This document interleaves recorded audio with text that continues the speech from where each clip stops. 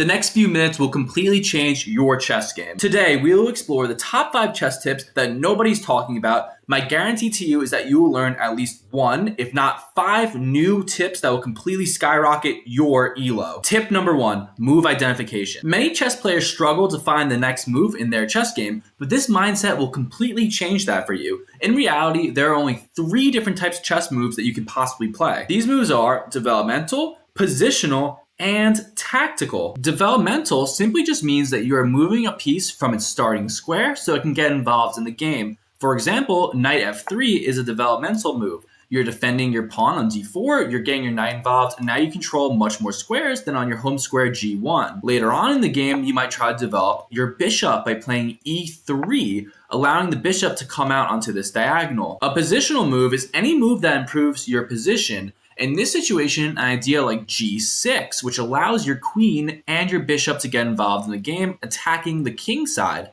It's not necessarily tactical, and it's not going to win you the game on the spot, but after something like h6, your queen can get involved and your pieces are in the perfect position to create an attack. These moves are oftentimes the hardest to find because they're not directly winning you the game, but they're setting up a slow victory for you. Finally, there are tactical moves, a move or sequence that creates an immediate threat that either wins you material or the game. In this exact same game, we have the tactical strike, bishop takes h6, because in this situation, if you take the bishop, we play queen to h6, threatening checkmate in 1. Our opponent plays knight to f8, the only counter because now our queen cannot go to h7, but we find the beautiful rook f3, and in this situation, our opponent resigns. Because after something like rook to h3, there's no way to prevent the checkmates, there are just too many threats, and it's game over. Number 2, you must identify your particular playing style and then play openings and ideas that tailor to your specific style. The 2 main styles that a majority of chess players fall into are positional and tactical. If you are a positional player, you should play d4, looking to slowly develop your pieces, control as many squares as possible,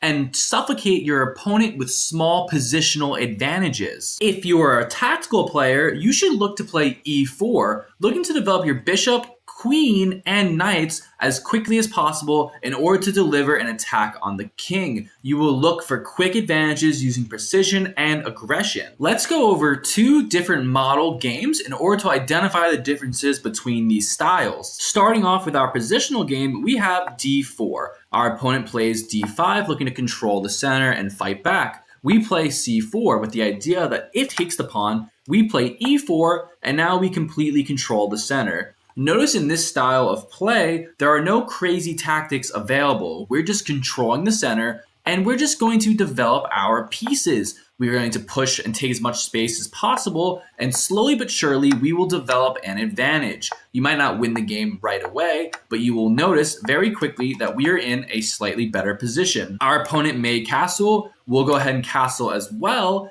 and in this situation, we're going to be slightly better. Notice in this situation here, there are no maiden ones. We're not going to win any pieces, but we do just have a better position. We control the center. Our pawns control a lot of space. Our pieces are better developed. Our rooks are connected. And in an opposite-sided castling game, we will immediately take advantage of this open g-file and attack the king. Now let's talk about a tactical game starting with e4. In this situation, we get the Sicilian defense, c5. We just develop our pieces, but we are going for a very quick attack, striking d4. Pawn takes, and we go knight takes. Here, our opponent will continue to develop, so we will continue to develop as well. You see that very quickly, we are looking to target this d6 square and tactically destroy our opponent. If he plays this wrong and plays something like bishop b4, we immediately strike with knight d6. After bishop takes, queen takes, we are now blocking our opponent from castling.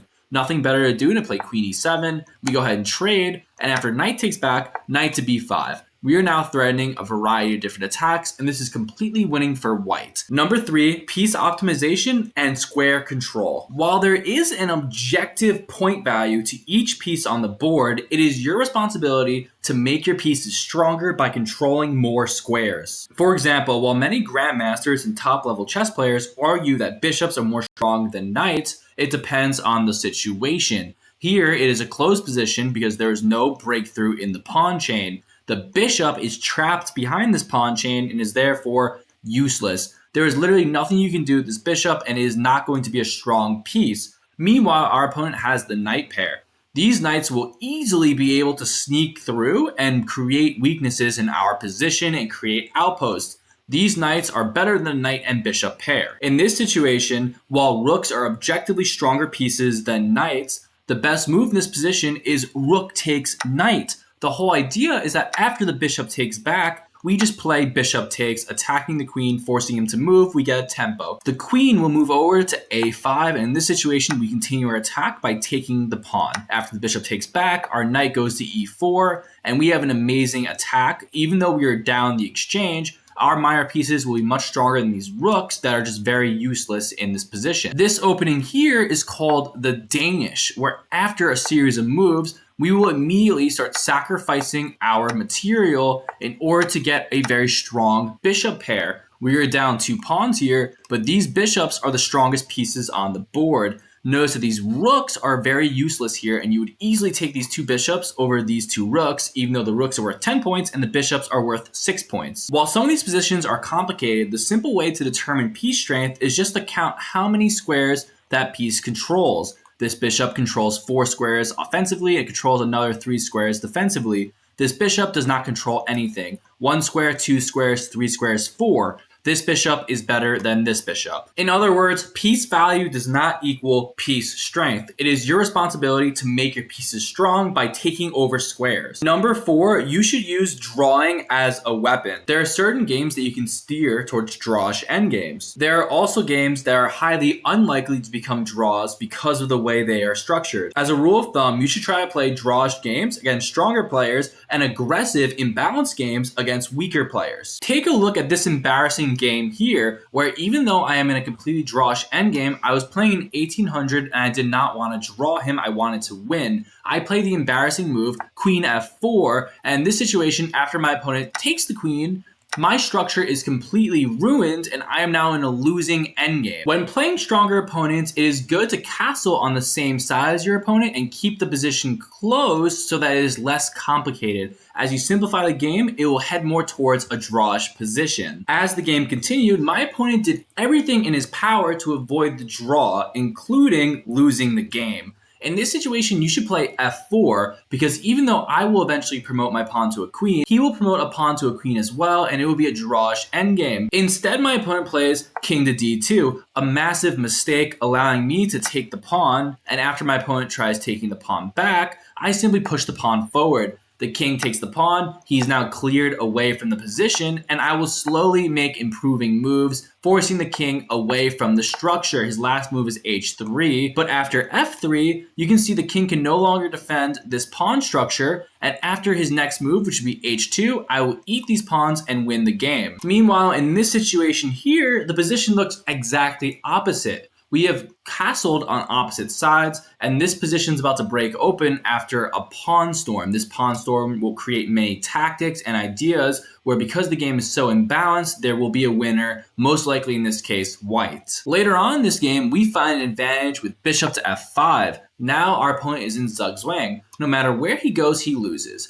If the king moves off of the defense of this pawn, we just take and we win the position. If our opponent moves any of his pieces, the rook will move over, discover check on the king, and we're going to win material. Overall, if you are playing a stronger opponent, make sure to keep the game balanced and closed. Wait for your opponent to make a mistake trying to avoid the draw and capitalize, or just take the draw and your elo goes up anyway. Before we continue, if you do find these tips useful and you've learned at least one thing, just go ahead and subscribe and like the video. I'm here to help you get better at chess, so just help me help you. Number 5, take advantage of both free and convenient resources to improve your chess game. The 2 big excuses that you're going to hear from chess players is that it is too inconvenient and too expensive to get better at chess. Let's go ahead and debunk this right now. This chess course here on the London system includes 21 hours of content and is $15 to purchase. Why not instead watch one of these 30-minute videos for free on YouTube that will teach you how to use the London system from credited chess masters and grandmasters? Or just go on chess.com and check out this London course with Amon Hamilton, a very good grandmaster chess player. Also for free. Chess books are amazing, but don't spend your money on them. Just type in the book you want followed by PDF free download and then go to archive and you can download that exact book for free and study as many books as you you want at your own convenience. These tips will improve your chess game, but you have to put the work in, and now you have the tools to do it both efficiently and freely. Now let's get better at chess together. Subscribe for more content.